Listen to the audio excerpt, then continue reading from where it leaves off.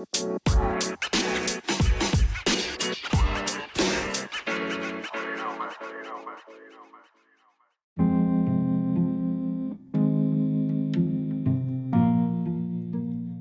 mamas, one baby.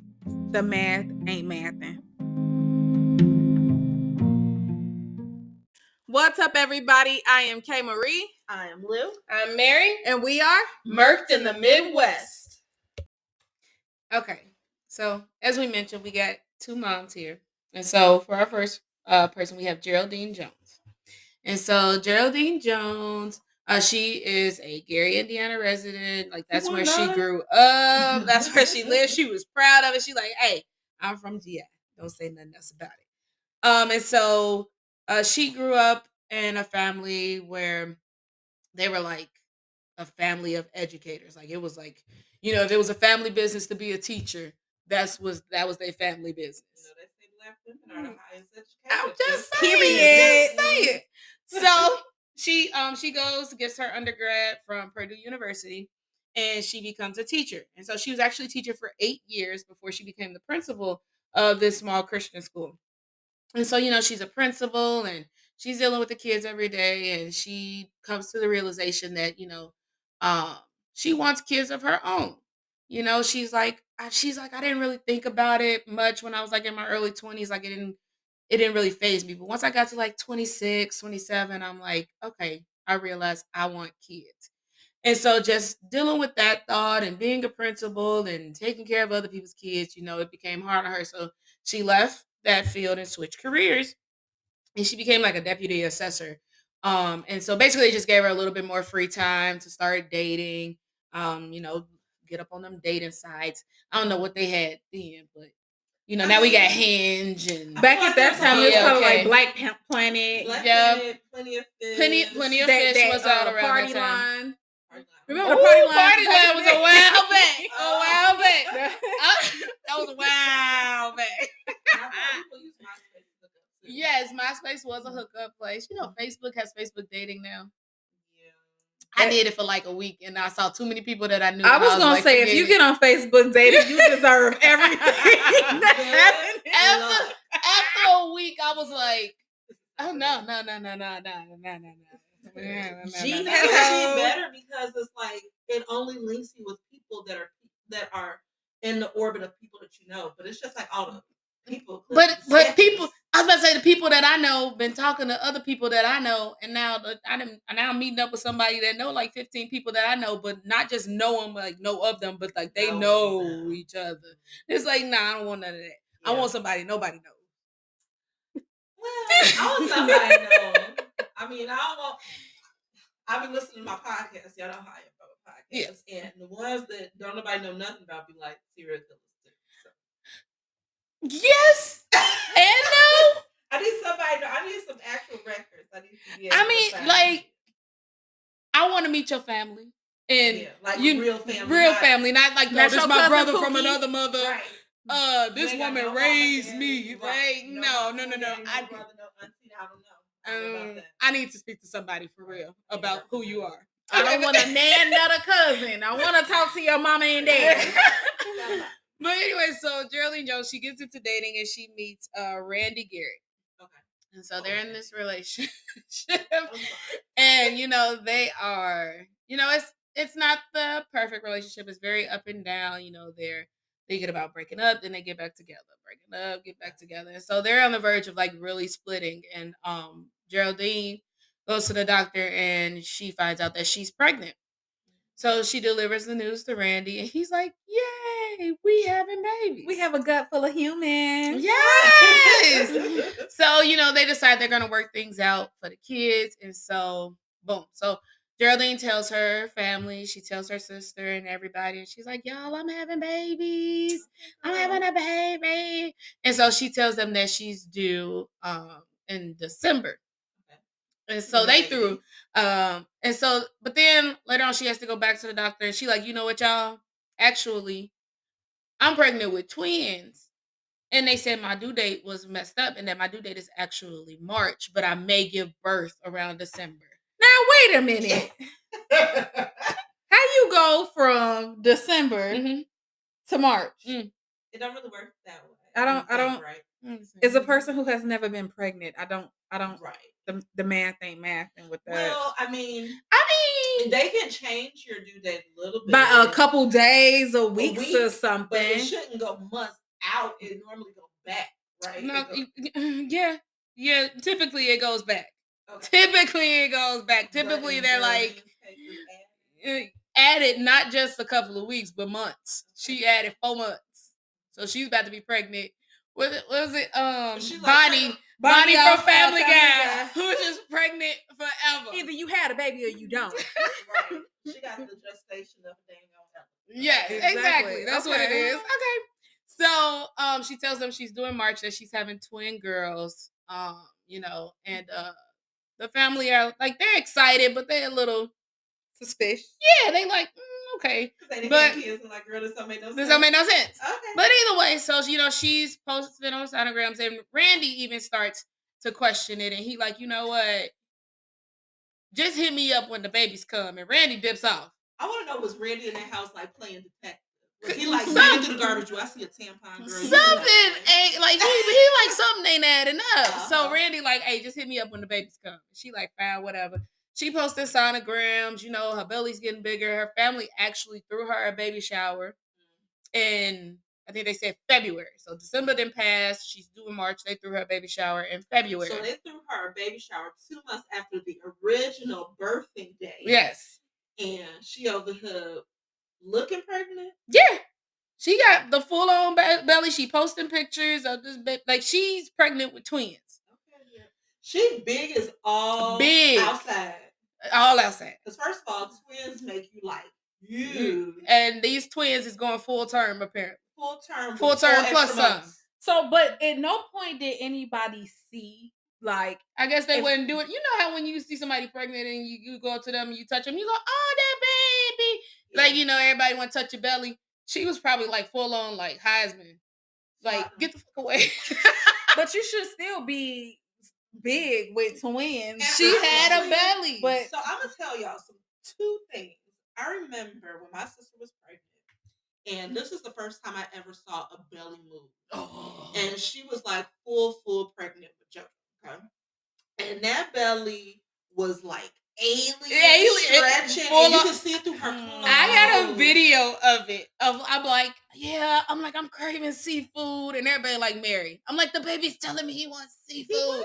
And they like, Mary, stop being crazy. I'm like, baby, you want seafood? And literally, he just goes, And so I'm like, so of course Randy wouldn't go fall for it because I'm your boyfriend. I'm living in the house with you. Like, how did you didn't touch her belly at all? She wouldn't let him come to any of the ultrasounds, none of the doctor's appointments, whatever. So she goes in to have the babies. She tells her family she don't want anybody at the hospital, and then they get a call and she says that one of the babies didn't make it, but she does have a beautiful baby girl. And she still don't want her mama? No, she ain't want nobody to. That's, you know what? The lie detector for me determines that's a lie because whenever anything bad happens to me, I want my mama. That is very true. But I want her always. She was like, you know what? The baby daddy ain't here. I don't want nobody here. I'm going to do this by myself. Okay. I'm going to do this by myself. So one of the babies didn't make it and one baby did. So she had a beautiful baby girl. Okay. Mm-hmm. All right. So now we're going to talk about Samantha Fleming. So Samantha Fleming, she was born in 1991. She grew up she was very close to her mom and her sister because her parents were married. They got divorced. They split. And so she was really close. She was closer to her mom and her sister. And like, they would talk all the time, whatever. At 19, she got into her rebellious stage where, she's like, I don't want to listen to anybody. I'm going to do my own thing. And so she kind of like moved out of her mom's house, but she wasn't really staying anywhere. She was kind of just like couch hopping. She was going through her normal teenage. Yeah, normal teenage. Yes, exactly. Mm-hmm. And so she's couch hopping. She's 19. She ends up pregnant. And the baby daddy is like, I don't want nothing to do with this. Blah, blah, blah, blah. Loser. And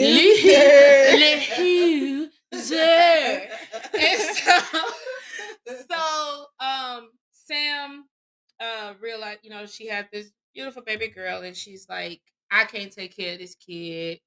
I'm still trying to get my life together. I don't know what I want to do. So she makes the That's actually decision. really big of her. Yeah, at 19 To be that. yes, to be like that mature. Like you're not fully mature, but you're mature enough to know that this is another human being and it takes responsibilities. And so she makes the decision that she's going to sign over her parental rights to her mother. So the grandmother now has guardianship of her daughter. And so for the next 2 years, Sam really struggled. She was just kind of like still dealing with the rebellion and very much so like I'm gonna do my own thing. Sorry, y'all. So she met this guy named Steven through a dating app. She was 21 years old. And so her and Steven, they move in together. They're living like right outside of Gary. They were on and off, and during one of their breaks, she got pregnant by another guy. She had a son. Even though Steven wasn't the father, they were like, you know what, we're still gonna stay together. We're still gonna raise this kid together. So he tried to do the right thing. He tried to do the right thing. One day he comes in and he sees Samantha's on her phone texting or whatever, and like he goes into this like full on jealous rage. He takes her phone, he throws her phone and breaks it. That lets you think that he was on some other shit. Why you gotta do all that? Yeah, like that's a bit of a like. It's aggressive. It's a jump, but like you come in, you see me texting. But in a way, I mean, you already had a baby. That is very true. Yeah. Wait, what Ross say? We were I'm on trying a to be break. a man for you, baby. But we you were just on acting a like break. a didn't. We're on a break, but we already did some little stuff. Very true, very true. So he kind of lost it, but he's still in a little hope. Yeah, he did. Yeah, he did. And so he starts like throwing her over across the living room. It gets loud. Sorry. The neighbors are like, "Hey, yo, police!" You know. Which I mean, in Gary, I feel like Gary people mind their business. For the most part. Okay, they're gonna peek out the curtain. It's giving blackout. It's giving blackout. I think it's giving black, or you know, it could give Lake Station too, because you know that street right before, because it's like that little. It's like a little. If you have never visited Gary, it's like a little tiny street that kind of separates each area. So you go from Gary, then boom, Lake Station. Lake Station. So it's like East Gary. It's like East Gary. Yeah, almost. I was gonna say first you got that, and then you can hit Lake Station. Yeah, it's a little. Was that New Chicago? Something like that. Yeah, you hit that. So New Chicago is a little bit different, but Lake Station is one of those areas where typical behavior like that can occur. Okay, so neighbors call police, and police come. They see chairs knocked over. They see, they just see like it's a bunch of like craziness, and they're like, "Oh no, this is not the environment for a baby," and they take Sam's son.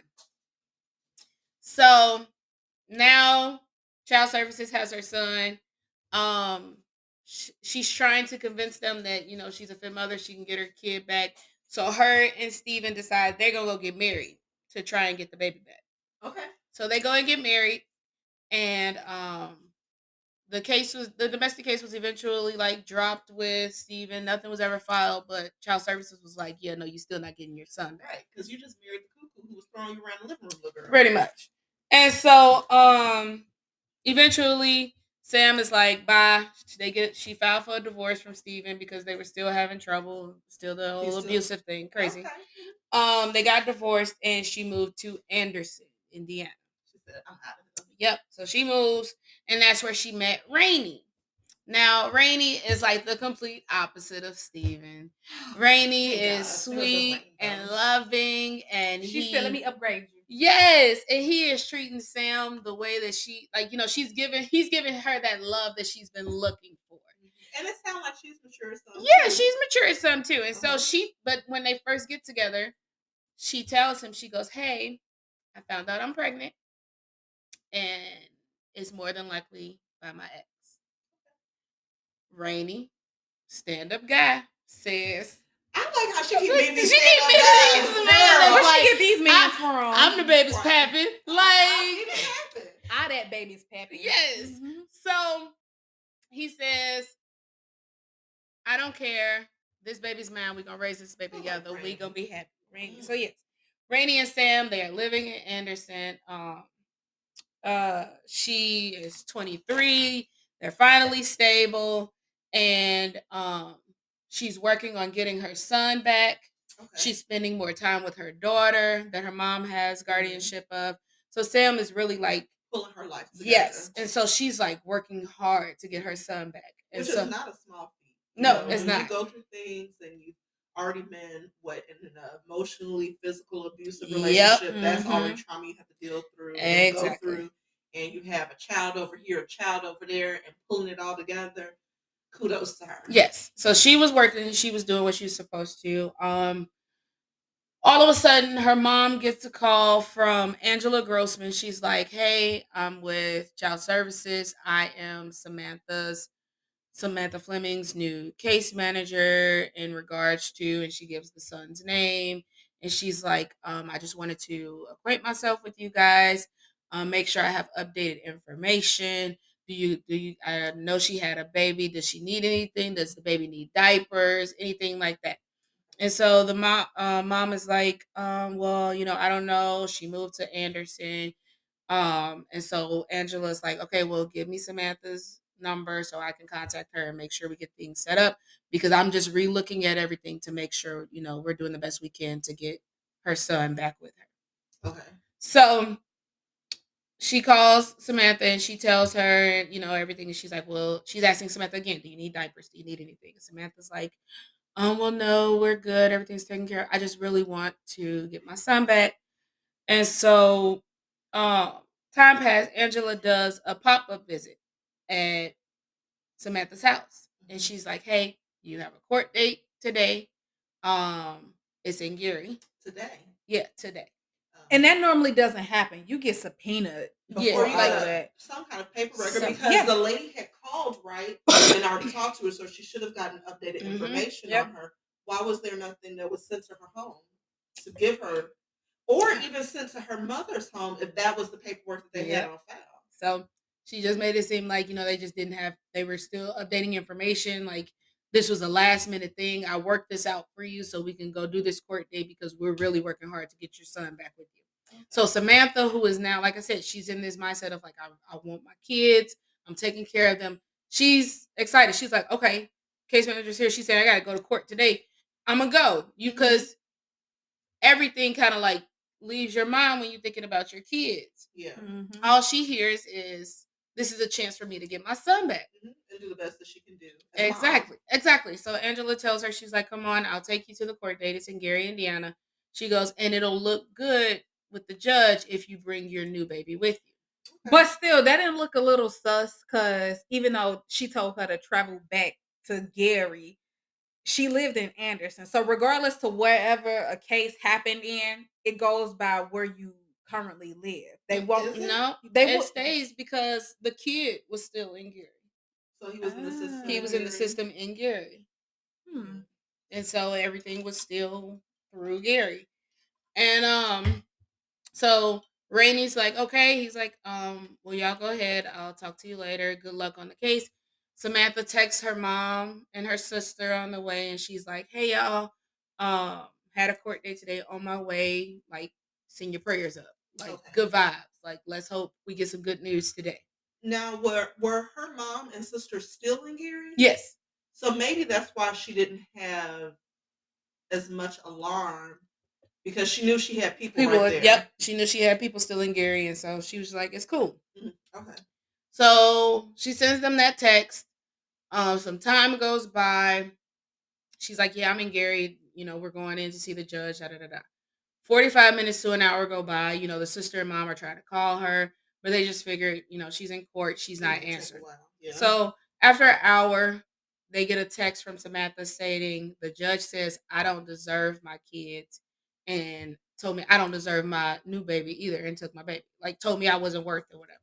And so she sends this text, and the her mom and sister are like trying to call her, because they're like, we know you must be upset. Yes. Like, they're trying to get a hold of her, like, what's wrong? And she's not answering.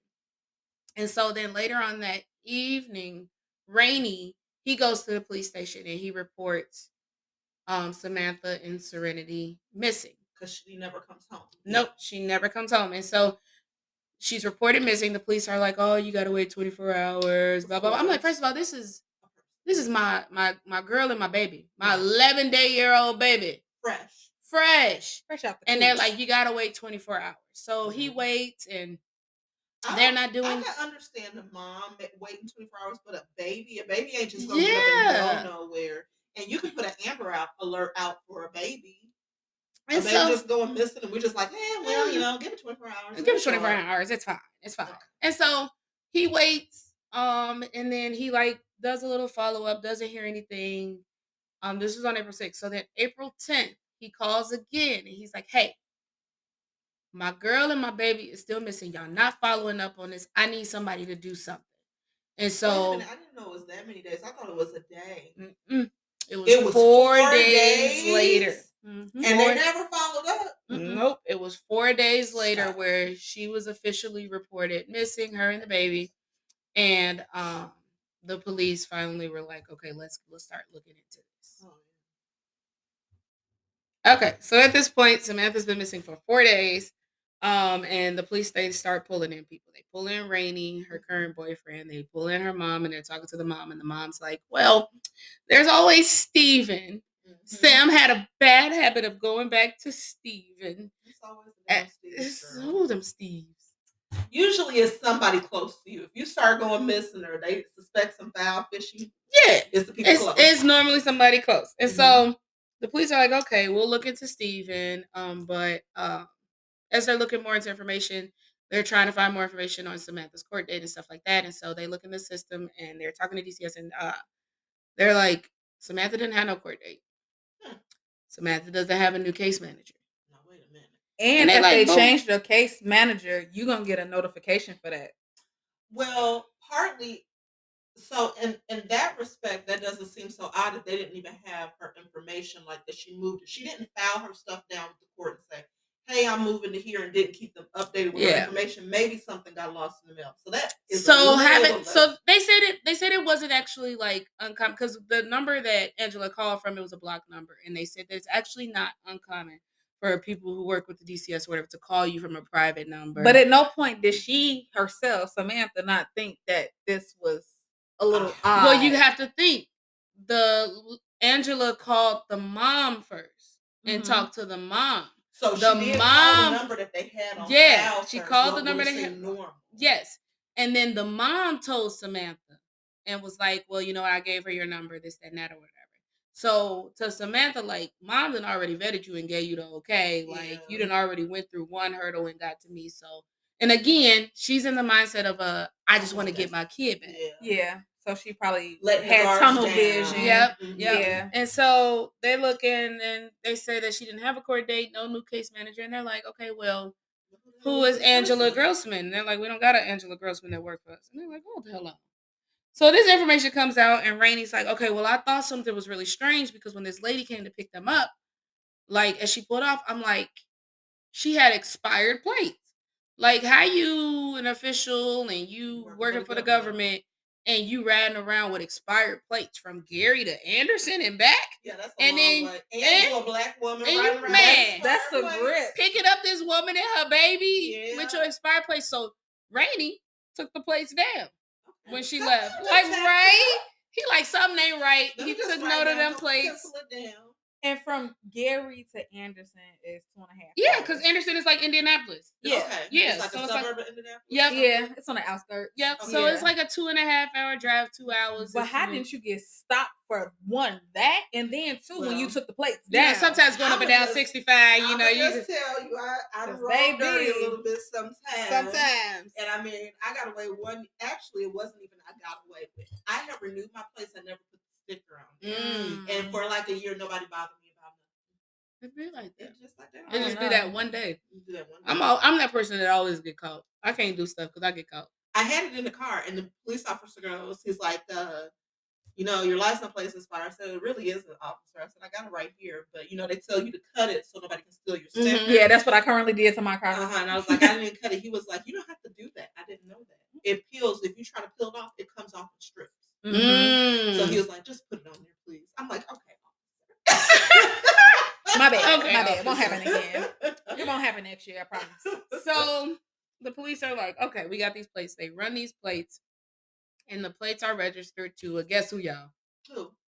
Geraldine Jones. Geraldine Jones. Now, wait a minute. Right? So the plates are registered to a Geraldine Jones. They find Samantha's wallet, like up the street from Geraldine's. They start looking for Geraldine Jones. Yes, right. They start trying to find more information on Geraldine Jones, and then they find the wallet. They find the wallet, and then they find Samantha's phone pinged from Geraldine Jones' house. Okay. The call was coming from inside of the house. So now it's like, where the hell you come from? What?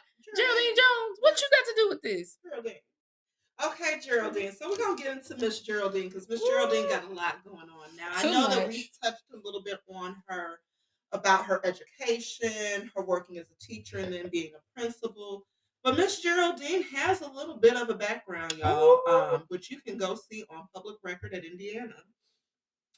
Starting back all the way from 1996, Miss Geraldine had first a court appearance with a Joyce Jordan, which looked like some form of accident where she would have had either a collision and something that was her own fault.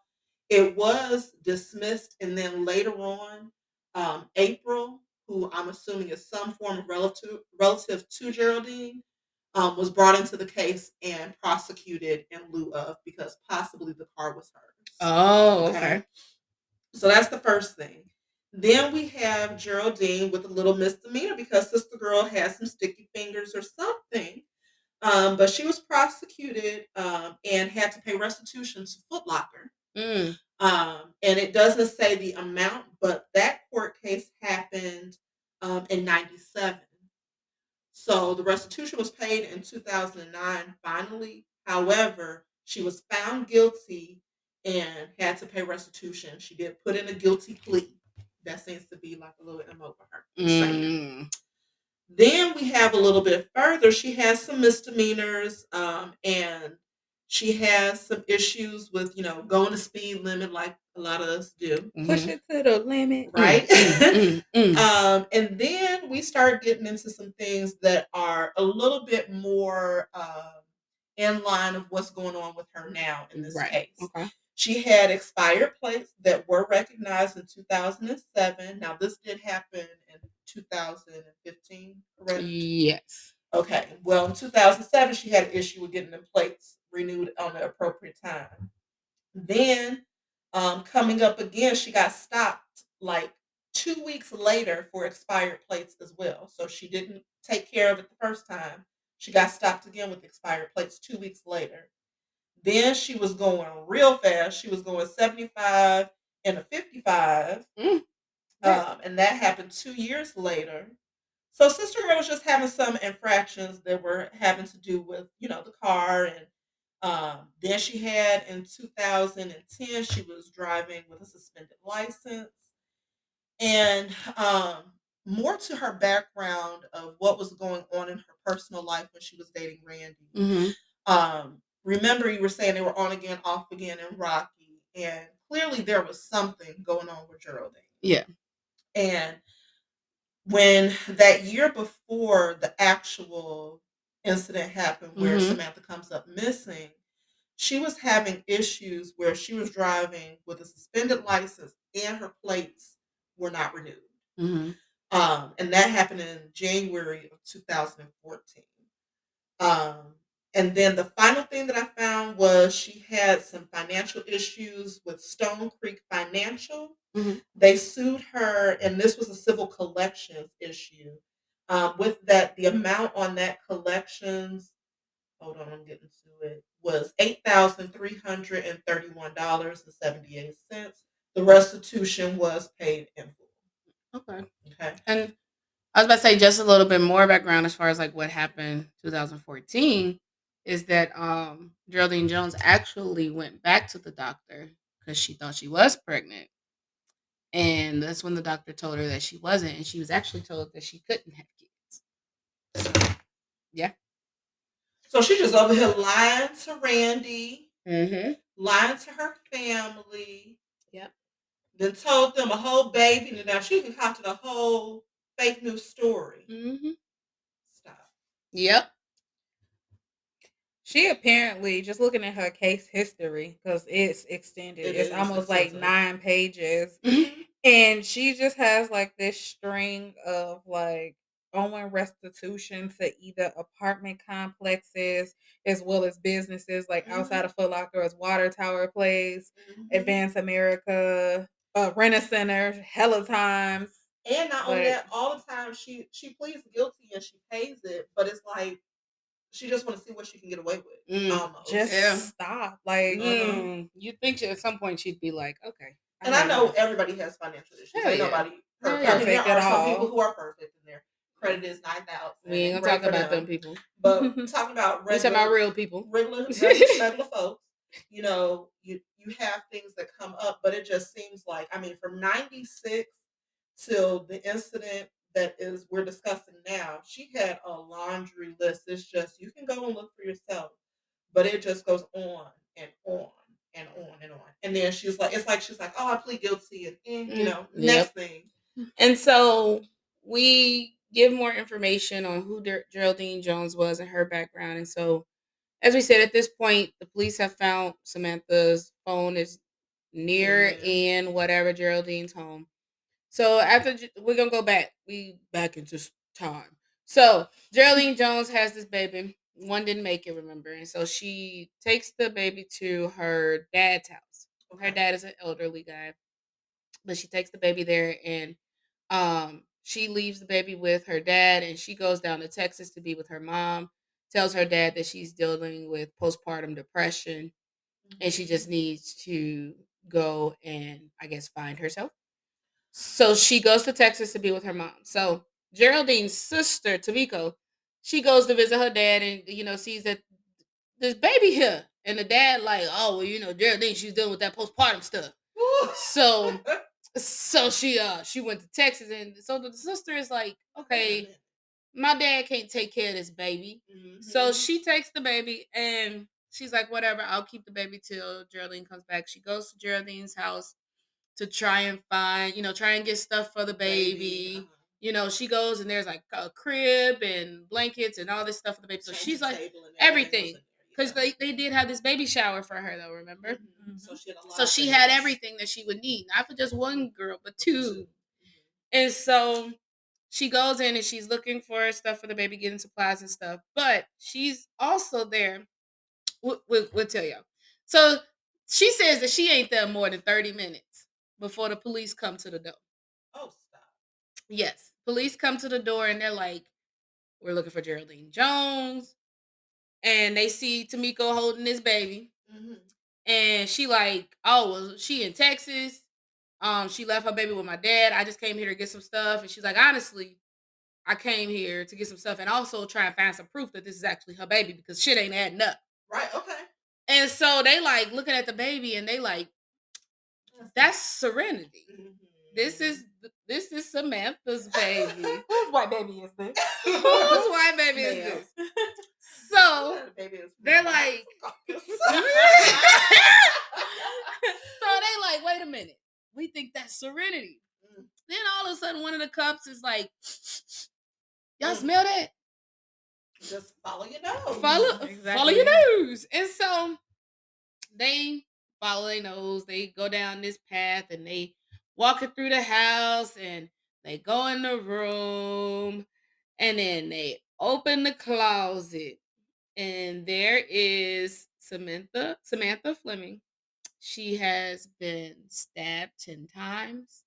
She has been doused in bleach, wrapped in plastic, and stuffed in a tote inside of the closet of Geraldine Jones' home. My God. So, after the police realize this, they go back to the front. And as they're going back to the front, they look down and they're like, wait a goddamn minute. And you know how there's like an imprint when a carpet has been sitting in a place for a long time? It's like light underneath. Like, when a rug is like sitting on. Carpet ain't had anything. No traffic. And it's been injured. Exactly. So they noticed that there seems to be a rug missing and that it smells like bleach. And they see like bleach stains inside the living room as well. And we done told y'all about bleach. Yeah, come on now. Do better. You gotta be smarter. You gotta be smarter than that. Everyone's smart. So, yeah. So at this point, we got Samantha Fleming's body in the closet. We found Serenity. Serenity was safe, unharmed. Geraldine Jones is off in Texas on vacation, dealing with her postpartum things. And Tamiko, like, I ain't in it. Tamiko, man, she was like, look, my name Benny, and I ain't in it. Like, she was like full on, like, look, I ain't even gonna lie to y'all. This shit wasn't sitting right with me. I was here looking for some. She said she was looking for a bracelet that they send the baby home with, a birth certificate, a footprint, something. She wanted something. If she had been looking a minute longer, she probably she would have. Yep, she would have found that body herself. Oh my gosh! So she goes on. You know, they're rushing to Texas to find Geraldine Jones. And she had some go on where she like passed out and had to be rushed to the emergency room. They always do that. I'm so sick of the passing out, the vomiting. Like, you know what the fuck you were doing. I would have passed out seeing a dead body. Like, man. How about just stabbing somebody? 10 times. That is some anger. 10 times. You have some issues, girl. Yes. So she goes and she goes to the hospital. The police, they get news that she's alive and well and she's stable. And so they bring her in to talk to her. And y'all, she remained silent. Of course. She played the I ain't gonna say nothing game. All she said was, I want my lawyer. I'm not talking till I get my lawyer. And she refused to say anything else about it. And so now the police are stuck trying to piece things together and trying to figure things out. She eventually pleads guilty. And I think she was sentenced to 40 years? 30 years? 30 years. 30 years. And I actually have details for you on how the case actually went about, because it's actually a lot. She took them through, even with her not being willing to participate and speak on her behalf. She took them through so much. It really kind of speaks to her character as a person.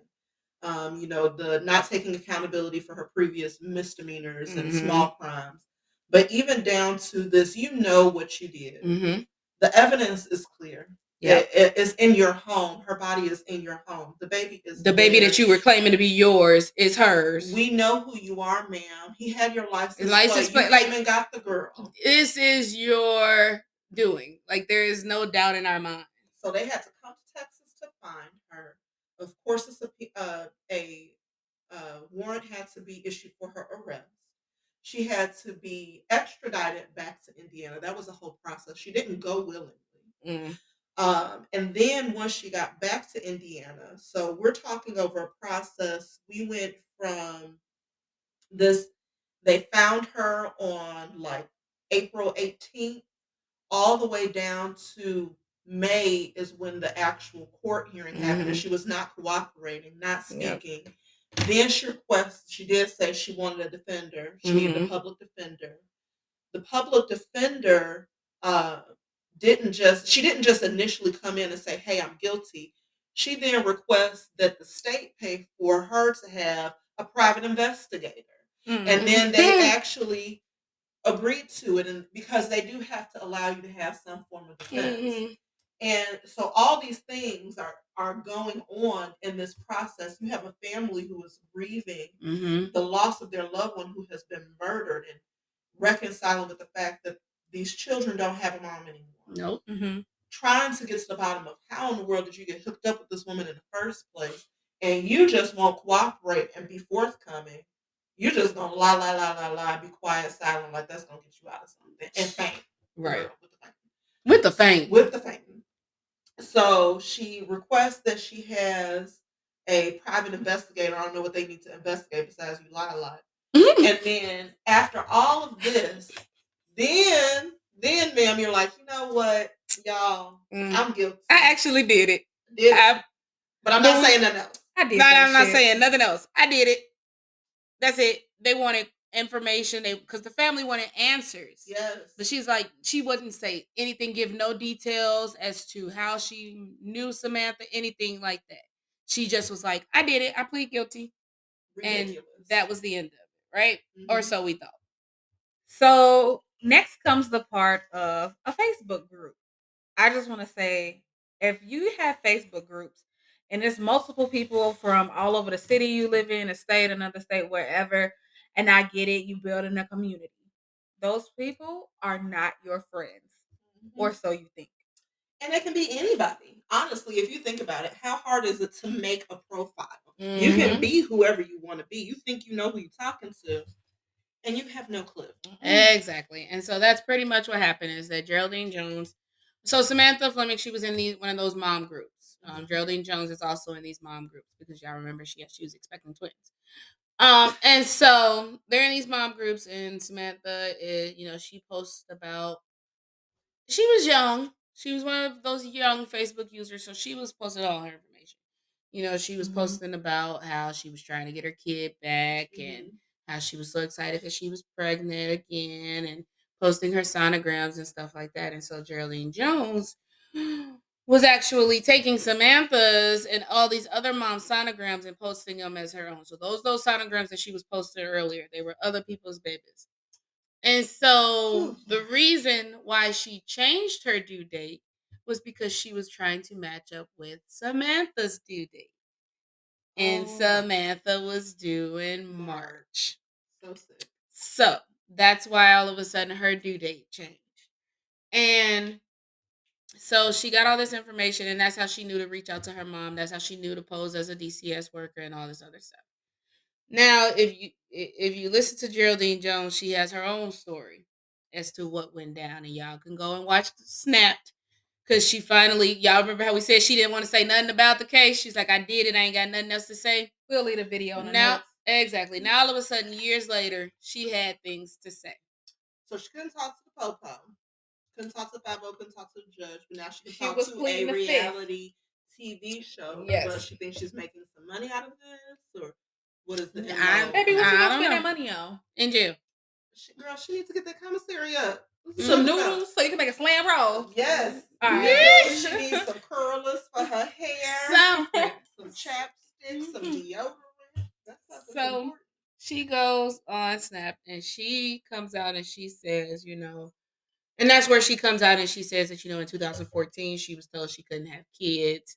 And it really broke her down. Like, that was hard for her hearing. Hard for her to hear. And so that hard for her to hear took from, I can't have kids, so let me go steal someone else's kids and murder them. Yeah. Okay, girl. But you didn't even remotely think about the fact that, okay, I am a black woman. Full on black. Blackity black. My so-called baby daddy is blacker than black. Y'all all black. One black person and another black person does not make a white baby. It might make a white baby. White baby, but not a white baby. Not a white baby. And so she goes ahead and that's that Purdue education. Hey, shut up. I got my master's from Purdue. Shots fired. My bachelor's was from IU. I'm a turncoat. So she tells Snap that this is what really went down. Years later, I'm ready to tell my story. Okay, tell her, girl. This is what happened to me. So her and Samantha met in one of these Facebook groups. She admits to that, and she says that they were talking, and that she says that she made a post basically saying, "Is there anybody that's currently pregnant that feels like they can't take care of their kid or feeling overwhelmed? Reach out to me." She says Samantha reached out to her. Samantha made the first move. So she says Samantha reached out to her and says, "Hey, it was the victim's fault, guys." Yes. And get out of here. So Samantha reaches out to her and tells her that I'm currently pregnant. I'm due in March, and I can't take care of this baby.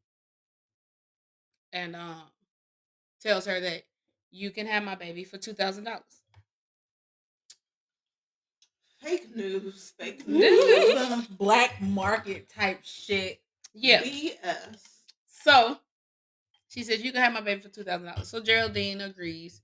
And she says that it was Samantha's idea for her to pose as a DCS worker.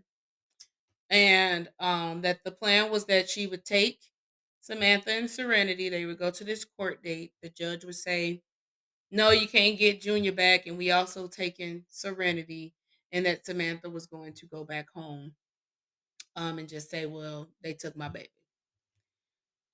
That sounds like the most cockamamie, stupid story I've ever heard in my life. Right. And really, like, even if, which I'm saying even very loosely and with real sarcasm, if Samantha came up with this harebrained, dumb idea, Samantha would have known that that was not going to work.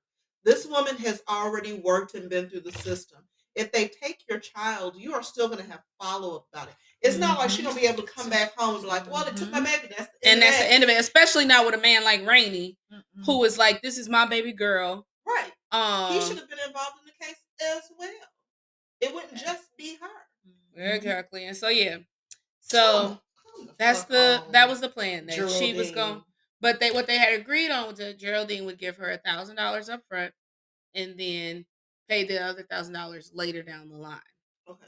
So she says once she has Samantha and Serenity, they go to Geraldine's house and they get in the house, and all of a sudden Samantha is demanding that she give her the full $2,000. And that then a fight ensued, and Geraldine grabbed the knife and she just started stabbing, but it was out of self-defense. Now let me say this. Samantha Fleming had just had a baby. Her baby was 11 days old, and she had a C-section. She was still recovering and struggling from the C-section. Talking to Rainey and her parents, her mom and stuff like that, they said her feet were still swelling. She was like barely able to move. Like, it took a lot for her to get around. Like, she was still struggling from having this C-section 11 days ago. And because it's deep, it's not like they're just they cut into layers. Hella layers. Coming from somebody that had a C-section, this shit is intense. How long did it take you to recuperate from yours? yours? After my C-section, I was in the hospital for a week. Okay. Normally they're like, oh, you're there 3 days, and then when you normally have a baby. Once I got home, before I could like freely like really like I felt like I was really back to myself. I would say that it was probably like closer to a month. Okay. And when talking to my doctors, they were like, you actually had a pretty speedy recovery. Yeah. Because I was going to say, usually I hear that takes a long time. It takes a long time. I know that my sister said that it took her months to feel like her body was back to normal. Yes. And you figure you're cutting through all your muscles, your core. Your core is a bulk of your strength. What I'm telling you, like, I couldn't even stand up straight. Like, so how you gonna fight? So when I would get out the bed, like it's very much so like a Hunchback of Notre Dame. And weren't you like, hugging the pillow? And yes. Stuff when I had to go to the bathroom, coughed or anything, it's like hold a pillow real tight. Mm-hmm. Like I'm not finna start no fight. Right. And fighting over a dang old knife and stuff. Come on now, sugar. But okay, let's back up a little bit. So let's talk about this whole payment process. At no point did you not think like that's a little fucked up. Like, that's not how it works. Like, you could give your baby up for adoption. That's one process. But hey, I'm gonna give you $2,000 for this baby. Mm-hmm. Just you passed everything, your rights and everything over to this woman for two bands. Geraldine's argument was that Samantha just really didn't want to take care of her baby. She needed the money, and that she also knew that Rainey wouldn't go for giving the baby up. So she had to come up with this action-made story of, I didn't give the baby away. The baby was taken from me by child services. Again, BS. Because eventually there would have been, down the line, that story would not have worked. Mm-mm. You would have to appear for more remotely make sense. Right. You would have to appear for more court dates. You would have had some form because of how is it plan. that you go into court for one kid that's in the system and then they take the other one? And they're like, oh, thanks for doing us a favor. You brought the baby to us. Right. And then on top of that, when you go through all of that legal process of even giving a baby up for adoption, they still have to deem Geraldine legally fit to even take the baby. Well, they looked at it like they were going to skip all of that. Geraldine needed a baby because she had already been lying.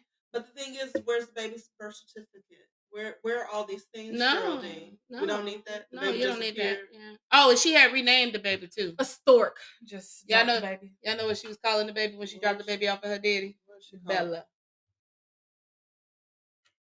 Bella. Cricket. She must like Twilight.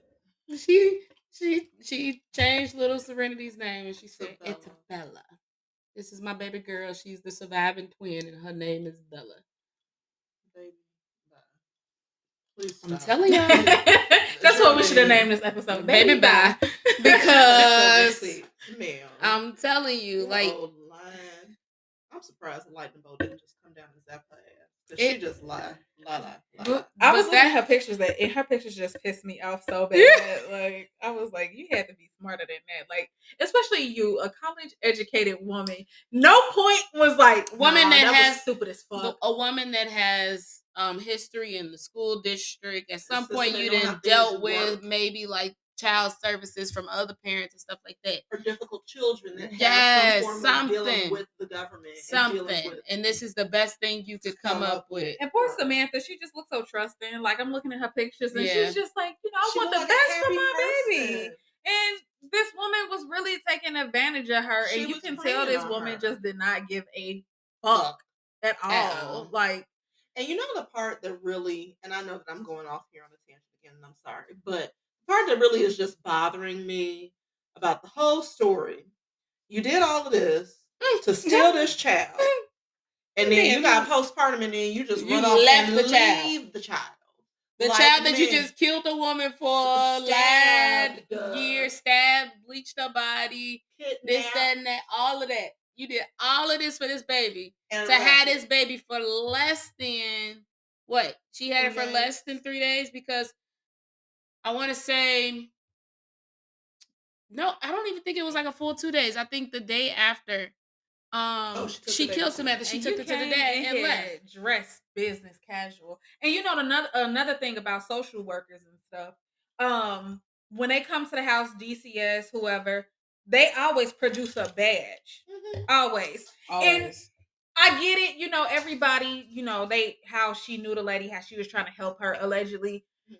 Regardless, even if you're not thinking about it, a DCS worker is gonna always produce their badge. Maybe she has some form of fake identification. She didn't show a thing. From things that I've read, she didn't produce anything. She just had business casual. That she didn't produce anything. She just came and was like, "Yep." That was too trusting. Way too trusting. Yeah. It's very sad, and not to blame the victim because she really was obviously not anything like Geraldine's little lies. Right. She was here for her kids and trying to do the absolute best to get her children, not to go turn them over for $2,000, Geraldine. Yeah, y'all got to go watch that snap video because she's a liar, honey. If you hear it, you're a liar. Man, she was on there giving one, and her sister was just like, "I didn't believe this shit from the beginning." Hello, like we was all like, "No." No, ain't no way. Whose white baby is this? Man, that's the kicker part. Before we about to end it, y'all. But that's the biggest part. If you was gonna do it, I feel bad for Samantha. Like, I really do, because she wanted to get her baby out the system. She wanted but she just didn't go about it. And she's so young, so she probably really wasn't thinking of it at a logistic standpoint. So, like, this person is gonna murder me like that. I'm sure that was the last thing on her mind. She trusted this. The last thing was that I'm about to get in this car and my life will be gone. And a matter of minutes. Here I was trying to get my other kid back, and now now my kids are without a mom. So she was on this Facebook group with her. She didn't recognize her. I don't know. Maybe she used different pictures. Because I thought about that too. Maybe Geraldine was posting sonograms and fake pregnancy pictures on her page. Maybe she made a completely different page. If anyone is listening to this and happens to be in the Facebook group with Samantha and Geraldine, shed some light. Please, if y'all have pictures or anything that she send it to our email because we want to see.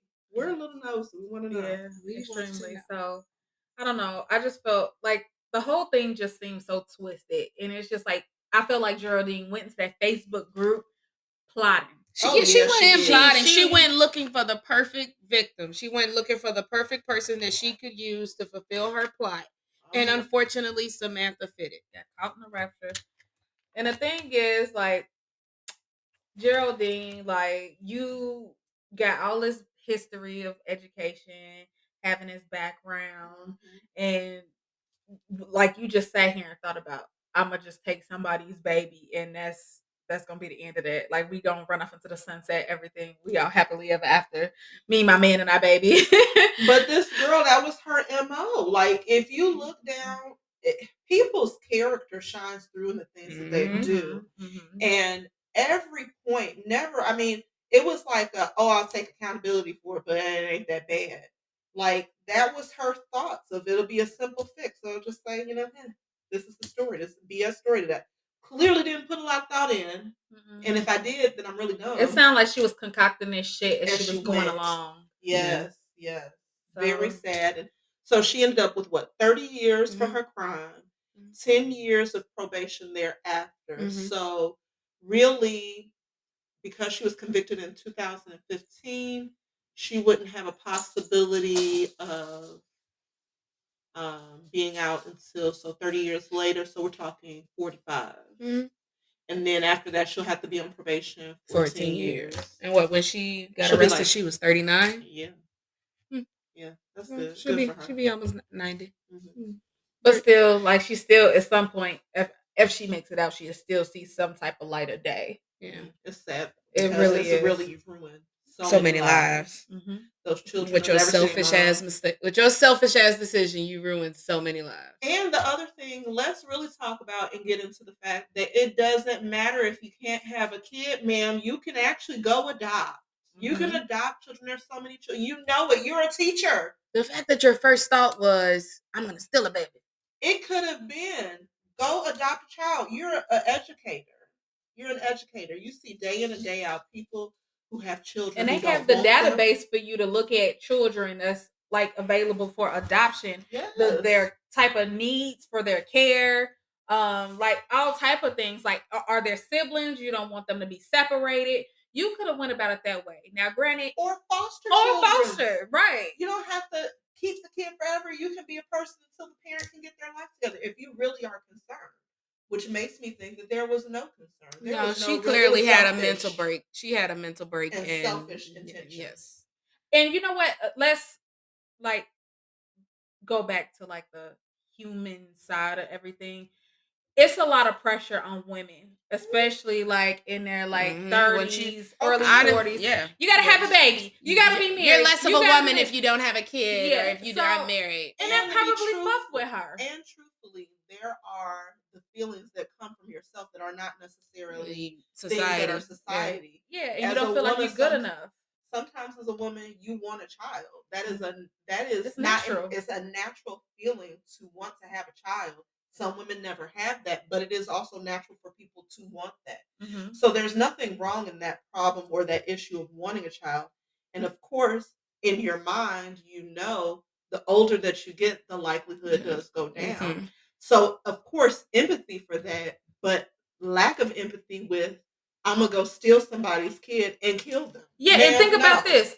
With her, say for instance, she did get away with the perfect crime, right? That baby is going to be raised on instability. Like, it's just not, that baby is going to like go through life with, she clearly has some type of mental issue. She does. And you got an unstable household. And even looking at your track record of everything that you got going on, how would you provide for a child and you can barely keep a roof over your head? How can you provide for a child and you have all these underlying mental issues? Because that's really what it is. And it's not to cover it up to say, oh, this is why she did this. But clearly it was something that was going on in her head, so that baby will be raised up in a fucked up situation. And even her intention to the kid once she did the crime was not correct. Like, if you really were about this child, you would not have left that child with your dad. you would not have up and went to Texas and I need to get myself together, falling out, all of just BS on all of it. Just a hot mess. This was definitely a hot mess. But we had to talk about it. We sure did. Because we are murked in the Midwest. We sure are. And Sister Girl was right in our backyard. Right in our backyard. Yeah, literally. Down the street. Down the street. Basically. So, all right, y'all. We're going to go ahead and we're going to say our goodbyes. And we will see y'all next week. Mm-hmm. And just because last week we did not share with you where you can find us. If you are interested in seeing about the post or about the victims, you can find us on Murked in the Midwest on Instagram. Exactly how it sounds. Mm-hmm. You can also find us on Facebook, Murked in the Midwest.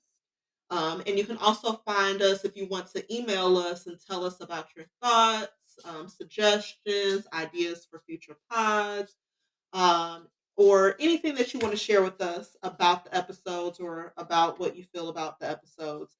You can email us at murkedthemidwest@gmail.com. We love feedback.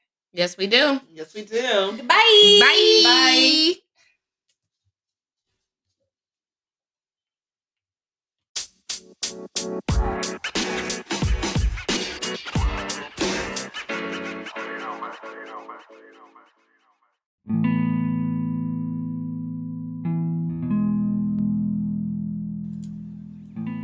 A final statement from Samantha's mother. I want to tell you about Samantha. We will forever be affected. No one is promised tomorrow. But my world came to a crashing halt. This is like a bad movie that will not stop playing. Samantha loved unconditionally. She knew happy and rough times, but she wanted to believe that there was good in all people. No amount of sentence will ever bring Samantha back. We will plan a yearly activity to honor Samantha.